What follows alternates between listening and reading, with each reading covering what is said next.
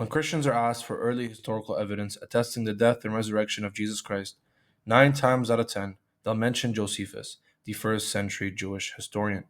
Josephus wrote The Antiquities of the Jews, which is a comprehensive historical work that traces Jewish history from creation to the outbreak of the Jewish-Roman War. The declaration goes by the name Testimonium Flavianum, which means the testimony of Flavius.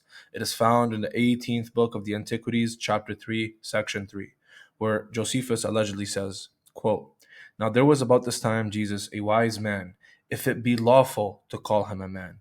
For he was a doer of wonderful works, a teacher of such men as received the truth with pleasure. He drew over to him both many of the Jews and many of the Gentiles. He was the Christ. And when Pilate, at the suggestion of principal men amongst us, had condemned him to the cross, those that loved him at first did not forsake him, for he appeared to them alive again the third day, as the divine prophets had foretold these and 10,000 other wonderful things concerning him. And the tribe of Christians, so named from him, are not extinct at this day." This passage has raised several doubts among scholars, which has led the overwhelming majority to either say it's completely inauthentic or partially inauthentic. Here's why. Origen of Alexandria, early 3rd century church writer, mentions what Josephus had to say about Christianity. In his commentary on the Gospel of Matthew, book 10, chapter 17, he says that Josephus didn't believe Jesus to be the Christ and only mentions what great things Josephus says about James. This is because in book 20, chapter 9, section 1 of the Antiquities, Josephus mentioned James and says he's the brother of the so-called Christ. Origen is the first person in Christendom to mention Josephus attesting to anything about Christianity. Yet in his copy of the Antiquities, Josephus does not call Jesus the Christ.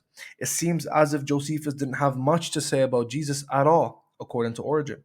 You would expect Origen or any early father writer to mention Josephus calling Jesus Christ, attesting he was truly divine, died and rose again, and was prophesied by the prophets. Not a single early church father or writer mentions this declaration until Eusebius in the 4th century. The earliest manuscript of Josephus' Antiquities comes from the 10th century. Now picture this.